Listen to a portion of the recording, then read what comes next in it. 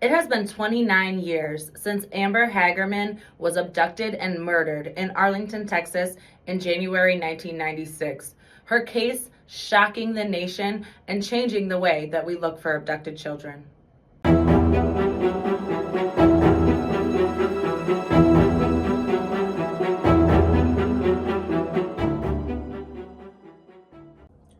Since she was abducted and murdered on January 13th, 1996, Amber Hagerman's case transformed the way the nation looks for abducted children.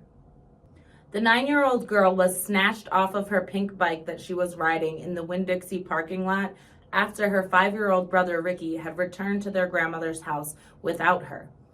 A man, reportedly white or Hispanic, got out of a black truck, took Amber, and has never been found. Her body, however, was found 4 days later about 4 miles away in a creek.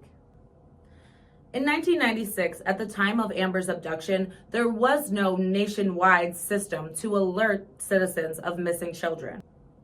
That idea came from one self-described ordinary mother named Diane Simone.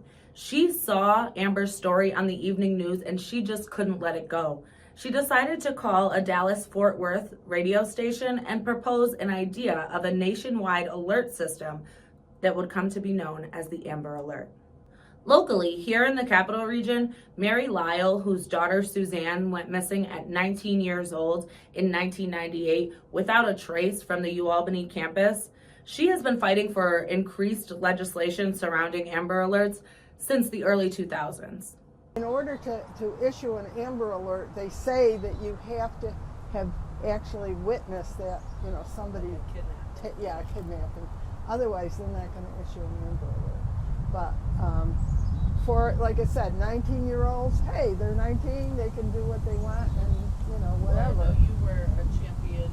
We changed the age, yeah. Legislation, Yeah, so we changed the age because we felt like all the kids that go to college, all the kids that are going off to work or to the military or whatever, it's the first time away from home. They're still, and they're young. They're still young. They really don't know.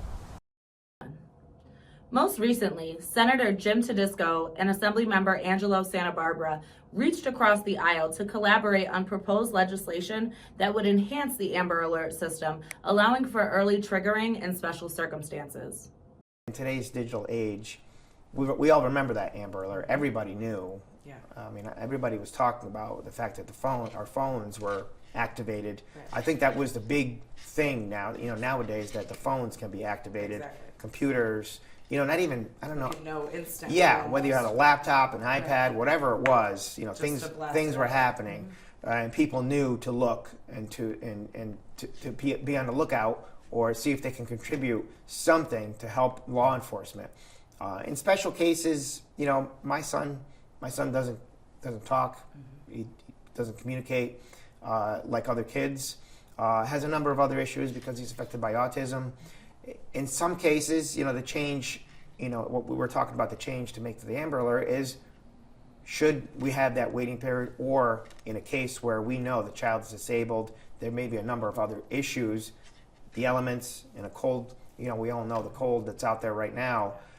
In those cases, can it be activated early? This crosses all boundaries. This is not a political thing.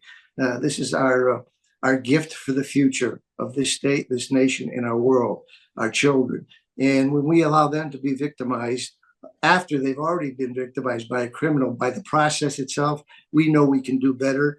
It's not a Democratic thing. It's not a Republican thing. Myself and Assemblyman Santa Barbara understand this. We may not agree on everything, but we do agree that you don't have to be a Democrat or a Republican or any political affiliation to want to protect your children. This is Jana DiCamilla inside the evidence room.